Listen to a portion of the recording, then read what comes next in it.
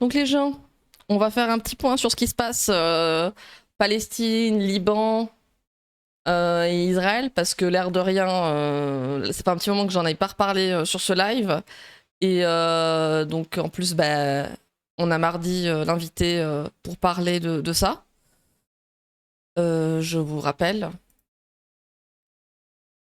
Je vous rappelle. Je vous rappelle. De toute façon, je vais le rappeler 40 000 fois. Hop, hop. Le live Suisse-Palestine et répression, où on va parler un peu de ça. Et puis, je lui avais proposé de parler un peu d'actu. Puis bon, je me dis, on va le faire maintenant. Comme ça, on est un peu au fait. Puis de toute façon, la situation évolue tellement vite. Et donc, il y avait eu des annonces de cesser le feu, hein, bien sûr, de cesser le feu. Il y a aussi des négociations entre Liban, Israël. Il y a les plans pour Gaza de la part justement de Trump. Donc on va regarder un peu ça, on va se faire un petit melting pot là-dessus. Et juste avant, on va se regarder une petite vidéo de Rashkit.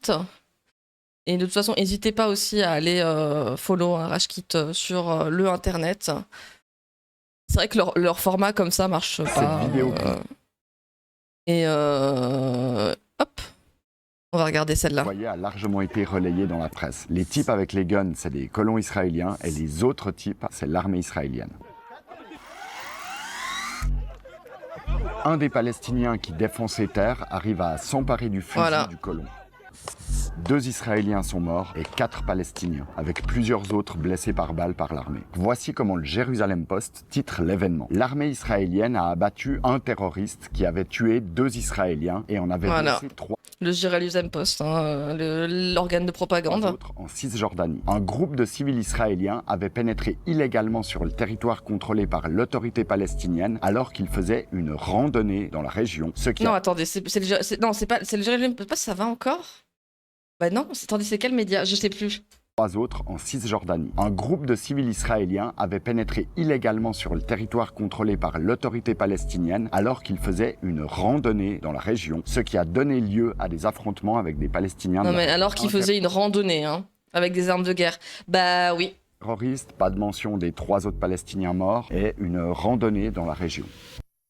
Alors ça, c'est que la pointe de l'iceberg. Parce qu'ensuite, le Jérusalem Post décrit le civil israélien tué comme appartenant à la Gilad Farm Emergency Response Squad. C'est une brigade d'autodéfense civile avec des fusils et entraînée par l'armée. Alors elle est censée défendre la colonie de Havat Gilad, des Palestiniens qui pourraient avoir envie de récupérer leurs terres volées. Mais elle joue surtout un rôle offensif lorsqu'il s'agit d'aller voler les terres, justement. Voici quelques chiffres de l'ONU sur les attaques de colons depuis 2023 en Cisjordanie. 4575 attaques, 50 morts, 4618 blessés et 3900 personnes déplacées. B'Tselem, une ONG israélienne, documente depuis des années ces mécanismes et parle de la colonie de Havat Gilad en ces termes. Le système judiciaire israélien s'est systématiquement abstenu de prendre des mesures à l'encontre des agresseurs israéliens de la ferme de Gilad, comme ailleurs en Cisjordanie. Même lorsque des soldats sont présents lors d'attaques contre des Palestiniens, il reste... Mais il y a ce fait, donc je vous redirige aussi vers le live qu'avait fait Staffstream avec Tzedek, où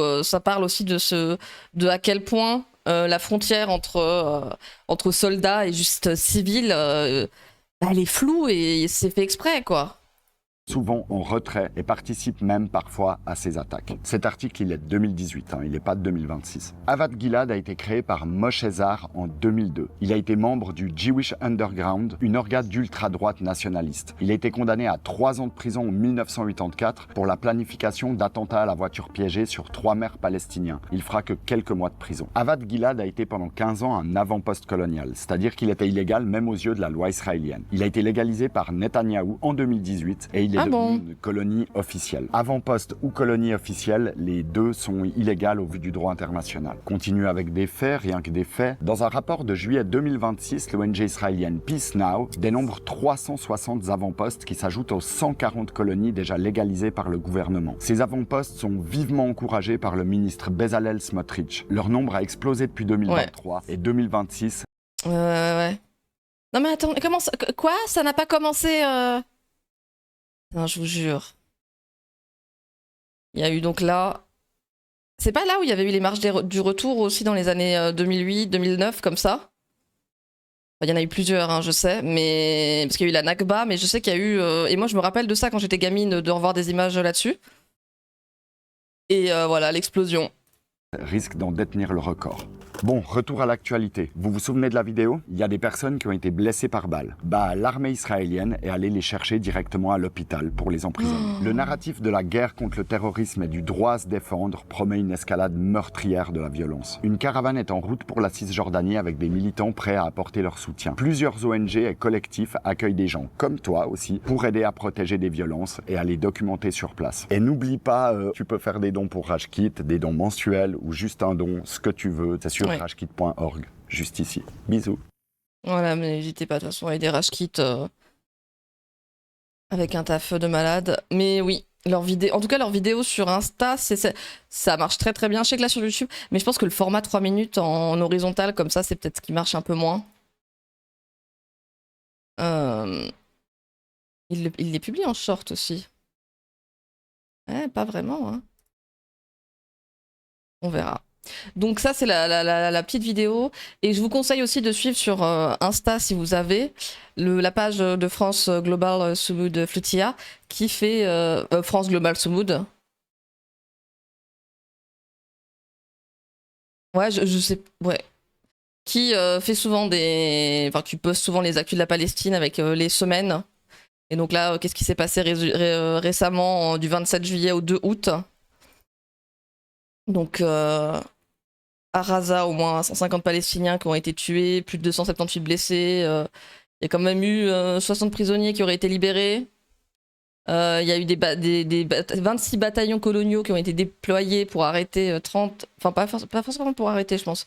30 à 50 Palestiniennes arrêtés, 70 maisons perquisitionnées, 4 nouveaux avant-postes coloniaux. Donc, il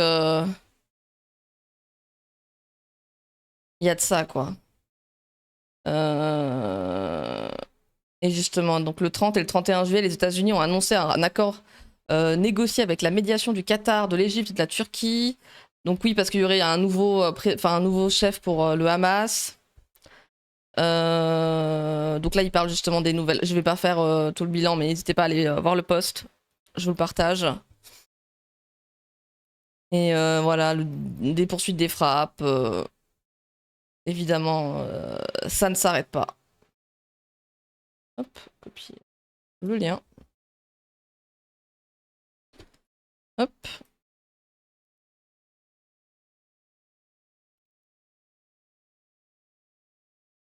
Et justement, on va regarder un peu Netanyahou dans la presse. Donc le format de comment il est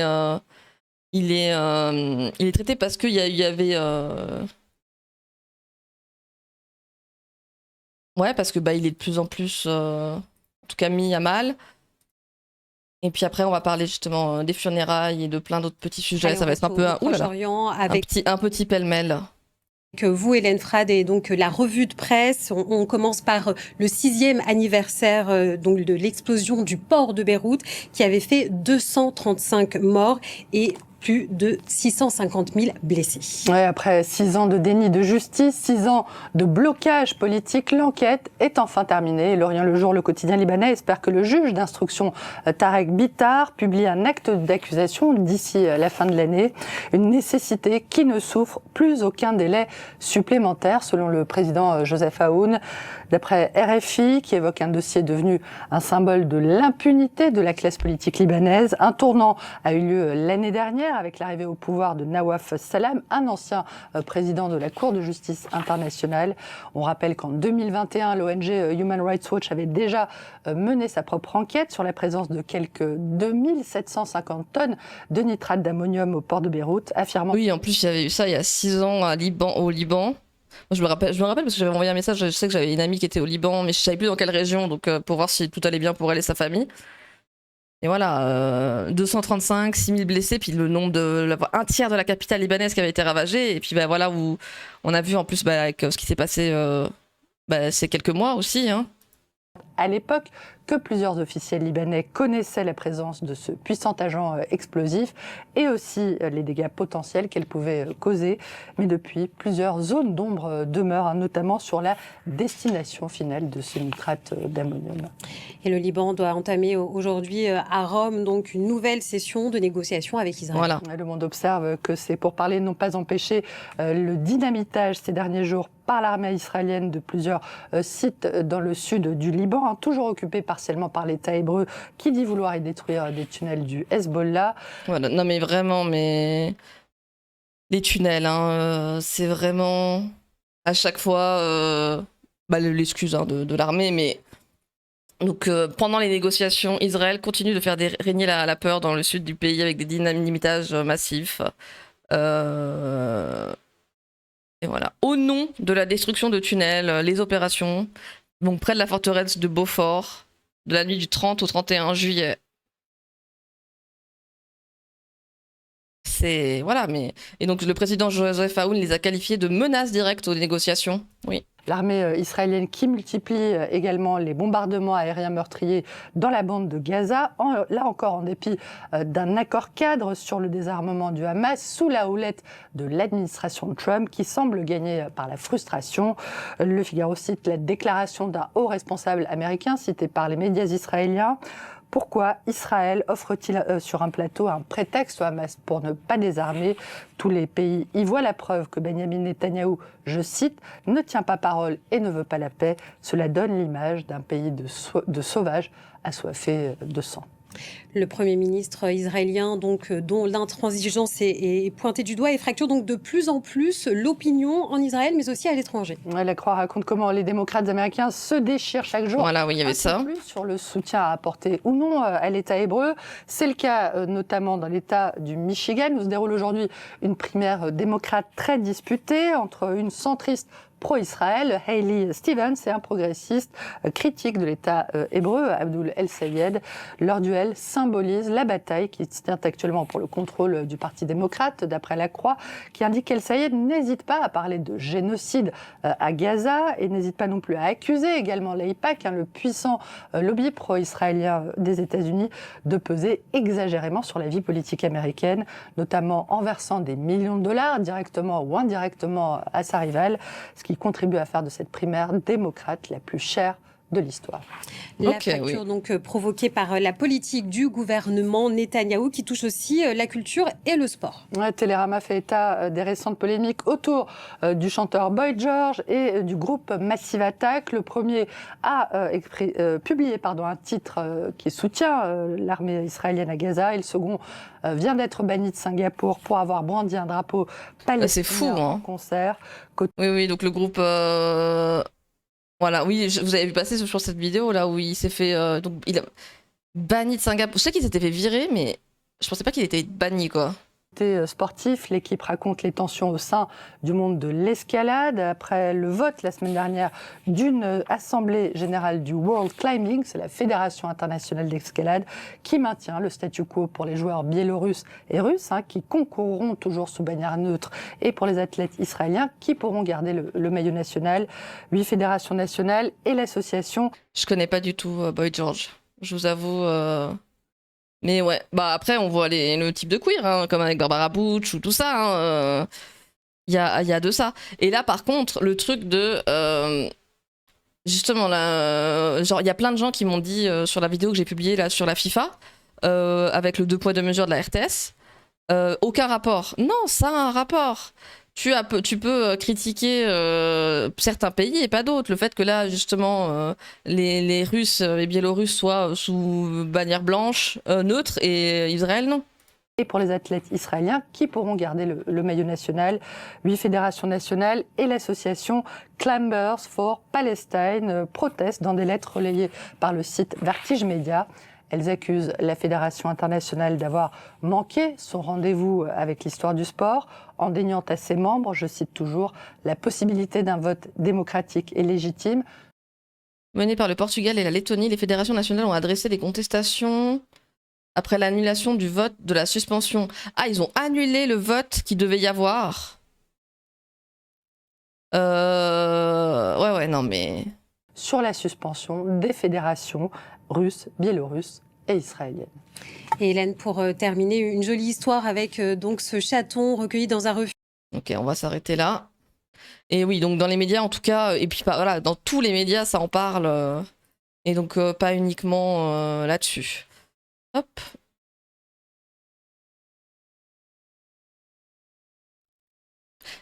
Attendez, c'est le chanteur du groupe Culture Club. Mais non, mais vraiment, je ne connais pas. Attends, je vais regarder, hein, mais ça ne me dit rien. Karma Caméléon.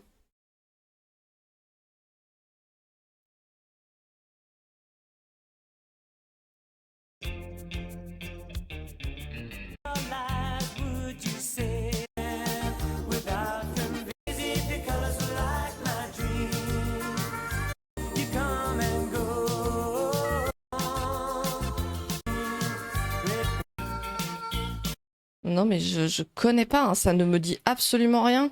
Les gens, je suis désolée. Non, ce n'est pas Do You Really Want to Hurt Me?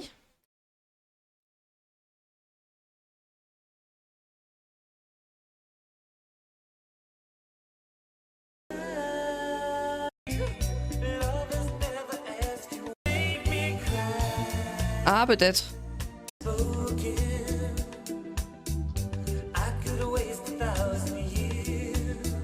Ouais, non, je sais pas, pardon, mais ouais. Et alors, attendez, parce que vous me dites Boy George. Là, enfin, j'ai pas, vous avez pas vu le clip, mais dans le clip, il a tout. Ok.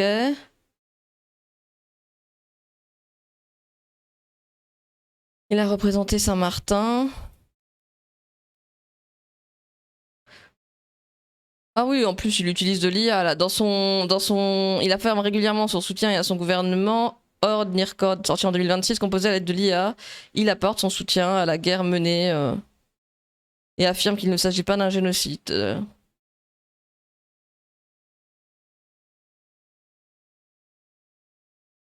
Ok. Donc, ouais. C'est fou, quoi. Il a vécu dans les squats, mouvement punk.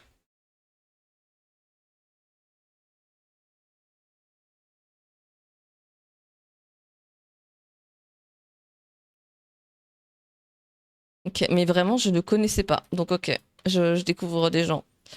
Et hop, on va continuer sur les pourparlers, justement, vu qu'ils en ont parlé. Ah, bah oui, il est devenu riche, mais. Il faut vraiment que ça?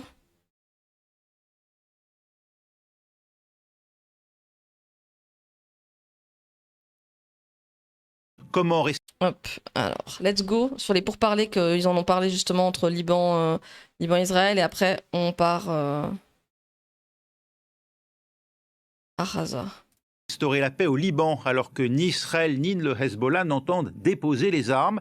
C'est une fois de plus l'enjeu d'une nouvelle session de pourparlers. Elle vient de s'engager en Italie où l'on retrouve le correspondant de France 24, Bernard Bédarida. Comment vont se dérouler ces discussions, Bernard ? Alors écoutez, c'est effectivement une nouvelle session de pourparlers entre le Liban et Israël qui a commencé ce matin à Rome avec comme but, vous l'avez dit, les retraits successifs des forces israéliennes du sud du pays. Les entretiens qui se déroulent à l'ambassade des États-Unis à Rome ont commencé à 10h30 heure locale et devraient durer jusqu'à jeudi. Alors le ministre italien des Affaires étrangères, Antonio Tajani, a encouragé les deux parties à poursuivre leur dialogue dans un esprit constructif, dans l'espoir, d'une mise en œuvre d'un accord cadre entre les deux parties. Car moi, ce que je comprends pas, c'est complexe. Pourquoi ces pourparlers ont lieu à Rome. Les deux parties je suis perturbé sur ça. À se mettre d'accord. Et cet accord cadre, justement, décidé lors de leur précédente rencontre, la 6e, c'était à la mi-juin, il a été respecté. Écoutez, si les violences ont diminué depuis juin, Beyrouth continue de déplorer des frappes israéliennes sporadiques sur son territoire et dénonce des dynamitages dans le sud du pays. Le Hezbollah, vous l'avez... Mais dénonce des dynamitages, enfin oui, mais ils y sont. Rappelé tout à l'heure, ayant pour le moment rejeté à plusieurs reprises cet accord et refusant de déposer les armes, alors qu'aucun calendrier n'a été fixé pour un retrait complet des forces israéliennes du sud du pays. Merci Bernard Bédarida en direct d'Italie pour France 24. Donc oui, il y a quelque chose là-dessus, quoi. Les pourparlers, mais ils parlent de quoi, justement? Du retrait, mais ça n'a pas l'air d'avancer, hein. Ce mardi, C'est surtout ça. coup d'envoi de nouveau pourparlers entre Israël et le Liban. Ça se passe à Rome, en Italie. Discussion sous médiation américaine. Principal sujet abordé, le retrait successif des forces israéliennes du sud du Liban. On voit cela avec Antoine Delpierre. Est-ce bien à Rome, derrière les grilles de l'ambassade américaine, dans le huis clos des pourparlers entre les délégations libanaises et israéliennes, que se joue l'avenir du sud du pays du Cèdre? C'est pourtant ici, à plus de 2000 km de la capitale italienne, que l'accord cadre, signé fin juin, a établi les fameuses zones pilotes. Dans quelques localités, ce test grandeur nature est censé préfigurer le retrait des forces israéliennes du pays. À Zawartar el-Rabieh, l'armée libanaise s'est donc déployée et les habitants ont pu rentrer chez eux, ou du moins ce qu'il en reste. En venant, nous étions fous de joie, mais dès notre arrivée face à l'oppression et à la ruine, nos sentiments ont changé. Bah tu Revoir sa m'étonnes. maison et ses souvenirs comme ça, c'est une terrible épreuve. Nous ne pouvons pas nous sentir complètement en sécurité, parce que les forces israéliennes sont à proximité. Il n'y a toujours pas de sécurité totale. Depuis les ruines de leur maison, les habitants de Zawatar peuvent en effet apercevoir dans le village d'en face, hors de la zone pilote, les chars israéliens. Si les discussions à Rome doivent en définir les modalités, aucun calendrier n'a été fixé pour le retrait complet d'Israël, qui poursuit de manière sporadique ses frappes et ses opérations de dynamitage, notamment près de la forteresse de Beaufort ces derniers jours. Des opérations qualifiées de menaces directes aux négociations par Beyrouth. Bah oui. Le Premier ministre Nawaf Salam a abordé la question des attaques israéliennes, en particulier les explosions menées par les forces d'occupation. Autre point d'achoppement majeur, le désarmement du Hezbollah. Le mouvement chiite libanais pro-iranien rejette en bloc toute discussion directe avec Israël et ceux qui y participent.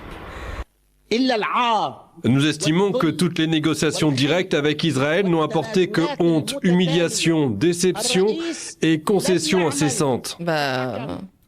Je suis désolé, mais je suis d'accord avec ce qu'il dit. Mais bon. Et concessions incessantes. Humiliation. Nous estimons que toutes les négociations directes avec Israël n'ont apporté que honte, humiliation, déception et concessions incessantes. Le président libanais n'a agi ni en arbitre ni en fédérateur. Il a au contraire fait preuve de partialité et a semé la division. Une certitude. Ça, c'est qu'en plus, il essaye de... Parce qu'on voit très bien le fait d'essayer de négocier avec Israël, c'est... On voit très bien ce que ça donne. Et, en fait, à chaque fois... En fait, vous savez, je fais que de penser à la vidéo où justement... Est-ce que vous l'avez sur de Rima Hassan qui parle justement de fondation du Hezbollah, où elle redit les années. Et moi, je la trouve super intéressante, cette vidéo...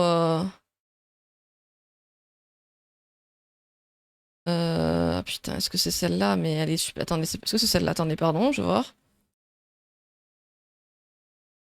Pourquoi j'ai pas de son? En quelle année le Hezbollah est créé? Oui, c'est celle-là. Putain, mais Facebook m'énerve. Hein. Comment on fait pour arrêter d'avoir Facebook? C'est pas ça, putain... vous l'avez sous la main, la vidéo de Rima qui parle justement année. Hop, vidéo courte. Attendez, il y a celle-là qui est sur Insta. Est-ce que c'est la bonne? En quelle année Israël a envahi? Ouais, bon, c'est la qualité est pourrie, mais c'est pas grave. On part sur... Ah non, pardon. Hop, je vous la montre. En quelle année Israël a envahi le Liban? En 78. En quelle année le Hezbollah est créé? En 82. Oui. En quelle année le Hamas est créé? En 87. En quelle année l'injustice du peuple palestinien commence? En 1948. Vous avez des déclarations qui ont été publiées par des médias israéliens de Benjamin Netanyahou et de ses amis, notamment Smotrich. Smotrich, à la télé israélienne, il dit le Hamas est un allié, l'autorité palestinienne qui a embrassé la voie diplomatique est un fardeau. Quand vous dites que Netanyahou a gagné, il a gagné sur quoi exactement? Parce que Netanyahou fait partie de ceux qui ont nourri le Hamas, qui ont entretenu justement le développement du Hamas pour diviser l'autorité palestinienne. Donc ça, c'est une réalité qu'il faut situer. Avant de parler de paix, il faut parler de justice. Moi, j'appartiens à une génération qui ne supporte pas cette langue de bois. On a besoin de justice. Mais je ne parle pas de vous. On a besoin de justice. Quand vous parlez de... S'il se sent autant visé, c'est qu'il en fait. L'accord d'association UE-Israël. Je ne sais pas qui vous prépare vos fiches, mais vous connaissez mal vos dossiers. Figurez-vous que l'accord UE-Israël a été suspendu. Il y a eu un vote pour sa suspension en 2002 au Parlement européen. Il y a eu une majorité pour la suspension de cet accord pour des faits moins graves. Donc oui, à chaque fois je repense au fait de parler de ces années de création et tout ça. Soit la côte méditerranéenne où elle se déroule, les discussions entre Israël et le Liban restent pour l'heure incertaines. Donc oui. Et à Beyrouth ce mardi, comme tous les ans, des dizaines de personnes se sont réunies aux abords du port de la ville. Là, il y a exactement 6 ans, une gigantesque explosion a ravagé une partie de la capitale et tué au moins 220 personnes. Les familles des victimes réclament toujours justice et l'arrestation des responsables. Et ouais, c'est bizarre, hein, toujours à réclamer justice. Oui, ah non, mais oui, alors Rima Hassan, elle se fait, c'est sûr, hein, mais Queen, moi je l'adore. Et justement, là, on a une vidéo qui vient de sortir sur les négociations, et on a ensuite Israël qui dit quel est son avis sur le plan. Sur le plan à Gaza, à quel point il est content. Tour à tour, les délégations libanaises puis israéliennes entrent dans l'ambassade des États-Unis à Rome. 7e session de pourparlers sous médiation américaine et un objectif principal, la mise en place de l'accord cadre sur l'évacuation des zones dites pilotes. Fin juin, les deux pays s'étaient mis d'accord pour que l'armée libanaise se déploie dans des zones évacuées par Israël dans le sud, sous réserve du désarmement du Hezbollah. Quelques semaines plus tard, la rencontre décrite comme décisive par de nombreux experts entre Joseph Aoun et Donald Trump aurait accéléré sa mise en œuvre. Au cours de cette réunion, le président américain a clairement exprimé sa volonté d'aider le Liban. Et ça plaît pas justement à Netanyahou, le fait qu'il y ait cette aide pour le Liban. Et contrairement à la fois précédente, ces équipes sont venues à Rome cette fois bien plus nombreuses. Il s'agit de vraies équipes techniques. Mais la tâche s'annonce immense. Comment mettre en place ce retrait, conditionné au désarmement d'un Hezbollah qui refuse de déposer les armes et rejette toujours le principe de l'accord? Ben oui. Le président libanais n'a agi ni en arbitre, ni en fédérateur. Il a, au contraire, fait preuve de partialité et semé la division.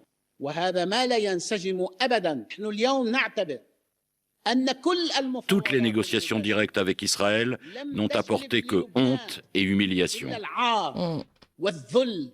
Outre les discussions sur les zones pilotes, les négociations à Rome doivent également porter sur le règlement des questions frontalières et sur l'élaboration d'un accord global de paix entre les deux pays, toujours techniquement en état de guerre. Elles doivent se poursuivre jusqu'à jeudi. Bah ok, donc jusqu'à jeudi, donc jusqu'à aujourd'hui. Et oui, tu dis, Melbet, sur ça... pardon. Oula, petit bug, pardon. Tu dis ça sur le fait que là, oui, les États-Unis, c'est de plus en plus, ça coûte cher, c'est sûr. Et il y a les midterms, et ils voient très bien comment c'est en train de tourner. Mais en fait, heureusement. Mais en fait, dans tout conflit, il n'y a pas que un seul on dit comment, un seul point de départ ou point d'arrivée. Il y a plusieurs causalités, plusieurs trucs. Et il faut aussi prendre toutes les chances de l'autre côté, même si bon... je n'aurais pas dérangé le mot chance pour ça, mais il y a de ça à faire. Et donc là, il y a Netanyahou qui affirme ne pas accepter le plan qui a été proposé. Hein. On savait... oui, pour Gaza, parce que... Les Israéliens sceptiques, cette fois c'est clair, le projet pour Gaza du Conseil de la paix créé par Donald Trump n'est pas le projet d'Israël. Claire Duhamel, réaction officielle de Benjamin Netanyahou.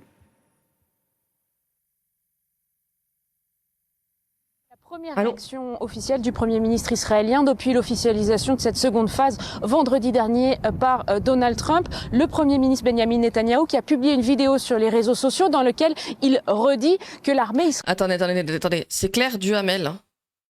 Est-ce que c'est une autre Duhamel? Attendez, mais là, est-ce que c'est une autre Duhamel de la dynastie Duhamel des journaux? On est Claire Duhamel.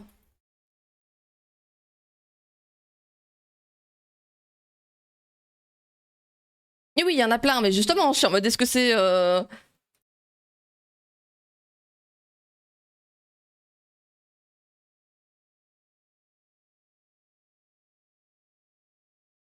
Ok.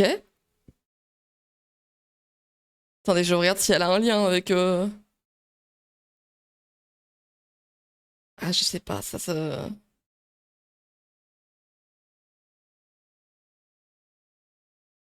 Mais... Si vous avez l'info, elle m'intéresse.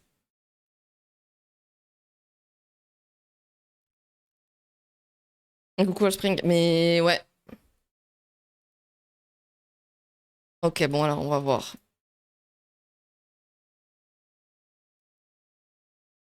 C'est... israélienne ne se retirera pas de Gaza tant que le désarmement du Hamas ne sera pas achevé. Il dit aussi au sujet du plan voulu par Donald Trump, en ces termes, je cite, « Ce n'est pas notre projet, nous leur avons transmis nos commentaires ». Pourtant, Benjamin Netanyahou a rencontré lundi Nikolai Mladenov, qui est le haut représentant du Conseil de la paix pour Gaza. Et Mladenov a garanti à Benjamin Netanyahou que le retrait des troupes israéliennes de Gaza ne se ferait qu'une fois le désarmement du Hamas enclenché. Ce n'est donc pas mais il veut pas ça. le Premier ministre Voilà. Benjamin Lui, il veut que ses Netanyahou. troupes restent là-bas. Néanmoins, sous pression internationale et notamment américaine, on a bien vu aujourd'hui un changement dans la doctrine israélienne. Désormais, avant chaque frappe ciblée, eh bien, l'armée israélienne devra avoir l'accord du chef d'état-major, sauf en cas de danger imminent. C'est ce que dit le communiqué de l'armée israélienne. Cela advient dans un contexte où les frappes israéliennes sur Gaza sont plus nombreuses en ce moment qu'il y a plusieurs mois, puisqu'il y a eu 152 Palestiniens tués en juillet, malgré le cessez-le-feu en vigueur. Ça a été le mois le plus meurtrier depuis octobre dernier. En contre... C'est pas la même Duhamel, Medbel. Champ de ces négociations... Non mais regardez l'image.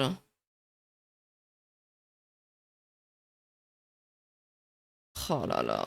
On voit bien se dessiner la relation d'équilibriste qui est celle entre les États-Unis et Israël. L'État hébreu qui historiquement n'aime pas se voir dicter le rythme de ces guerres, mais les États-Unis veulent une entrée dans la seconde phase du cessez-le-feu, veulent voir avancer ce plan de paix pour Gaza, et c'est aussi ça qui est à comprendre dans ce qui se joue en ce moment entre les États-Unis et Israël. Merci Claire Duhamel à Jérusalem pour France 24. Donc ouais, c'est vous dire... En fait, moi, le fait que Netanyahou, les États-Unis et tout ne s'entendent plus, qu'il y ait de l'eau dans, enfin, qu'il y ait du gaz, de l'eau dans, enfin, du gaz dans l'eau, je sais pas si c'est une bonne nouvelle ou pas.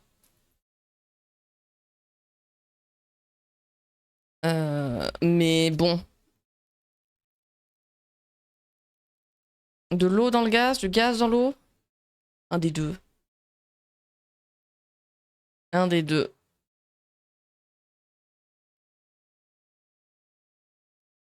Et donc, oui, donc ça continue.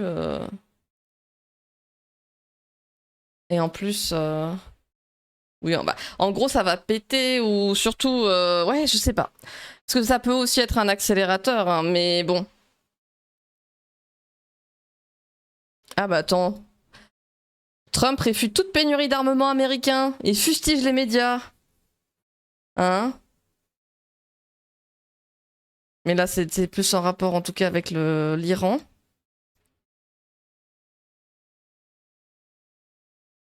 Et là, bah là, genre, hier, hein, une frappe israélienne dans une salle de prière dans le sud du Liban a fait 11 morts et... a fait 1 mort et 11 blessés. Mais, ouais.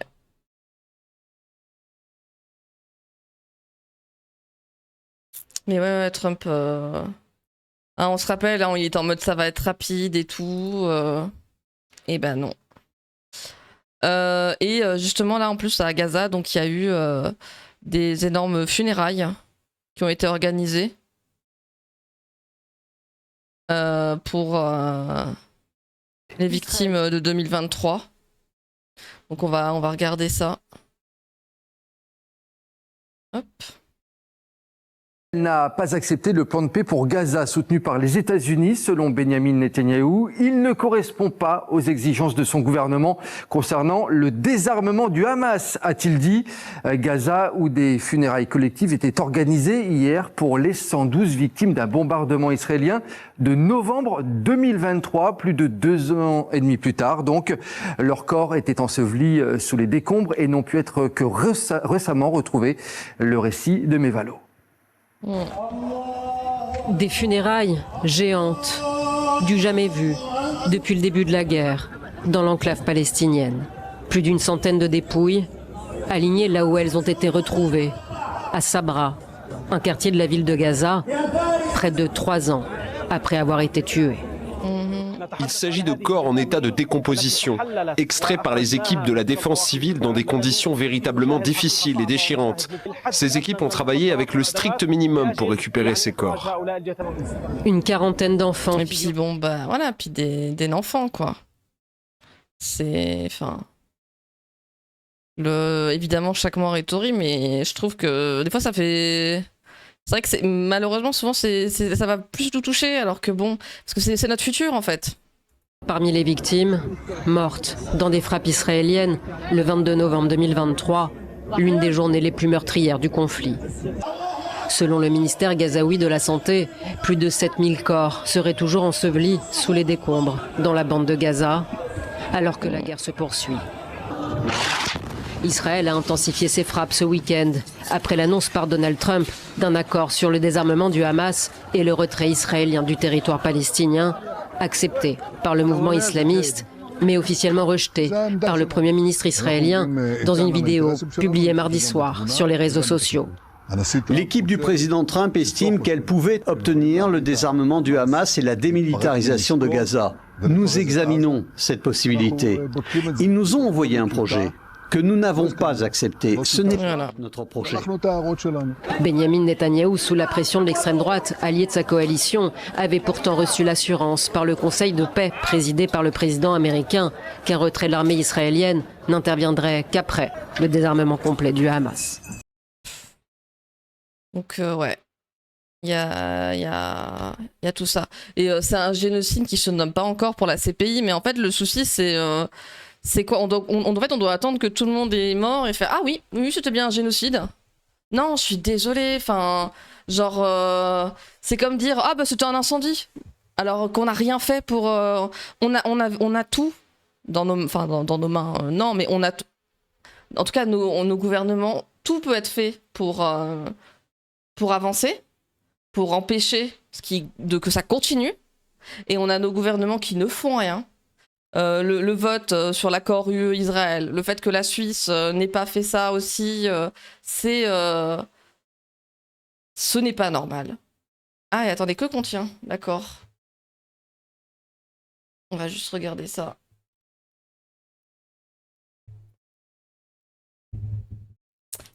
On va regarder ça. Tu peux venir? Attendez, j'ai perdu la vidéo. Ah, ça m'énerve quand ça fait ça. Que contient l'accord? Il est où?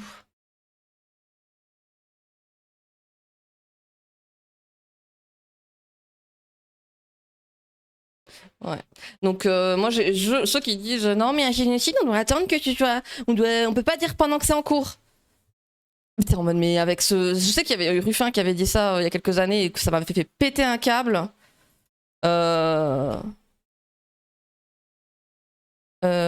Accord. Washington.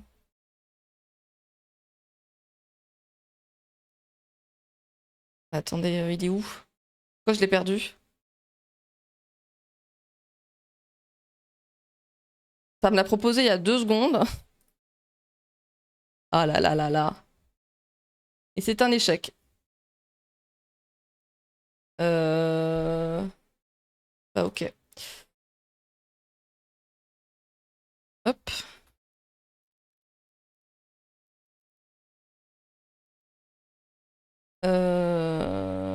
Hormuz, fragilisé. Que contient l'accord?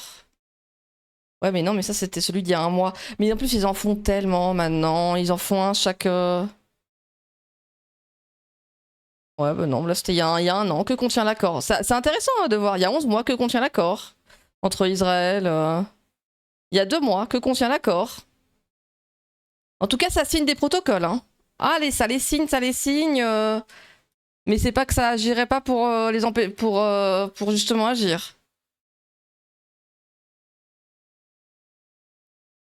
Bon, j'ai rien et c'est pas grave. Et on va juste regarder donc cette vidéo d'Al Jazeera qui est en anglais. Je suis désolée, j'ai voulu trouver des trucs un peu en français, mais là je vous avoue, j'ai pas trouvé. The largest mass funeral in Gaza's history is underway. Je vais voir si je peux les faire traduire, s'il vous plaît. Parce que... More than 100 members of 2 extended families, all killed in one Israeli strike in 2023. There remains a final... Bah oui, mais ils sont maintenant les sous-titres. Attendez, pardon.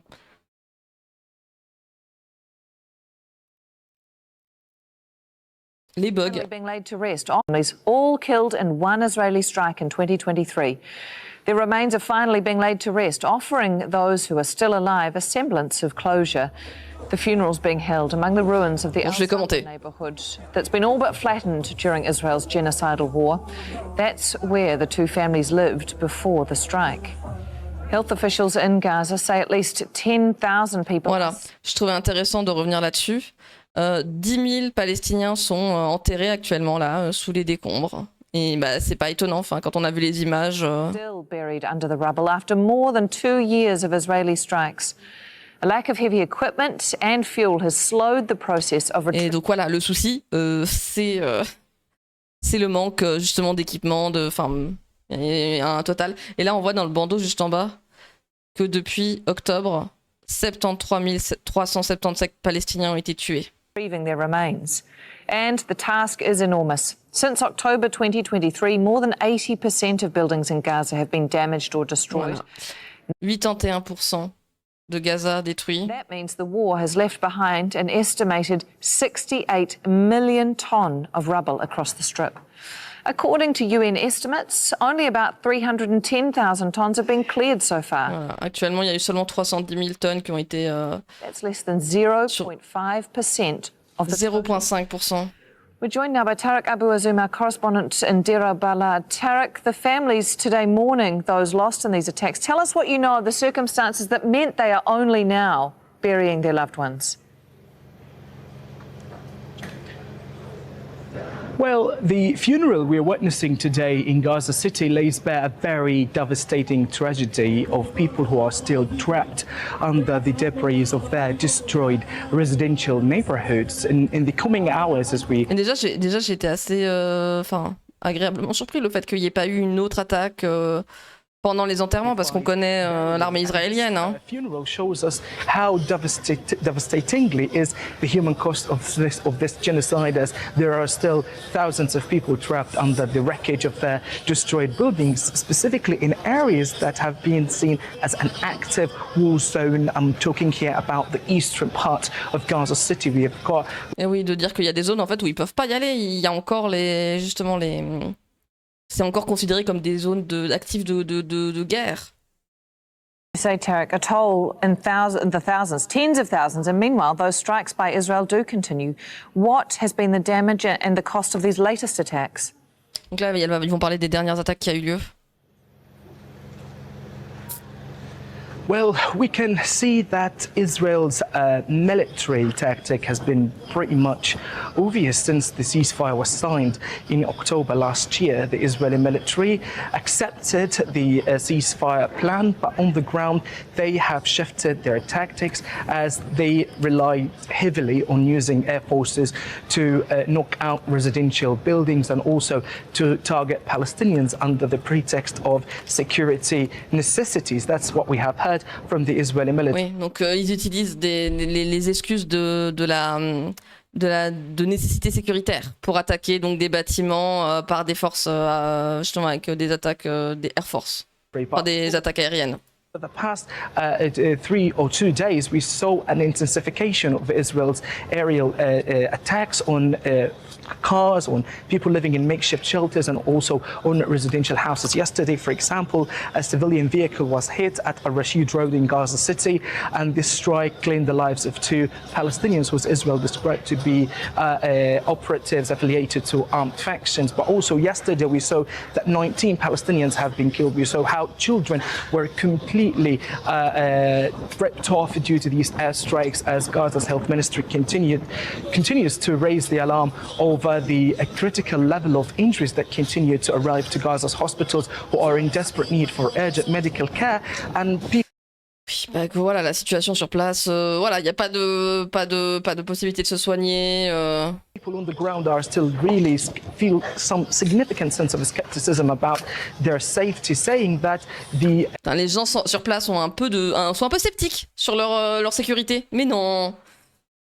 Parce qu'en plus, t'as pas besoin d'être sur place pour être sceptique. Hein. Current ceasefire did not afford them protection, and also despite the current shuttle diplomatic efforts and negotiations taking shape to move to phase 2 of the ceasefire agreement, Israel is still signaling different signs that they will continue to raise and scale up their attacks until Hamas completely lays down its weapons. Oui, donc Israël a annoncé qu'ils allaient continuer à faire leur attaque. Toujours, et scale up, ça veut dire en plus de vraiment passer un niveau. Weapons, and Gaza become an area which is completely cleared from any sort of military structures. Mais en plus, c'est pas le côté de n'importe quelle structure. L'idée, c'est aussi plus personne. Ils veulent plus d'Arabes là-bas, ils veulent plus de Palestiniens, ils veulent que ce soit pour eux. Donc, ouais, non, ça continue. Et puis donc là en plus Sud-Liban, 2 soldats israéliens tués. Voilà, le fait que ça parle de ça en majorité, alors que bon, au lieu de faire voilà, 2 soldats israéliens tués, une première depuis des mois, alors qu'il y a aussi eu donc un Libanais qui est décédé. Voilà. Donc on a fait un petit point sur ce qui se passe donc Palestine, Liban, et à quel point la lutte continue et que l'air de rien, on est nous, comme disait Jean-Ticler, on est au cœur de la bête, quoi. Donc on va devoir agir sur nos politiques. Et là actuellement, il y aura une votation sur la neutralité de la Suisse. On va en parler plus en détail et voir à quel point ça peut être une douille et tout ça.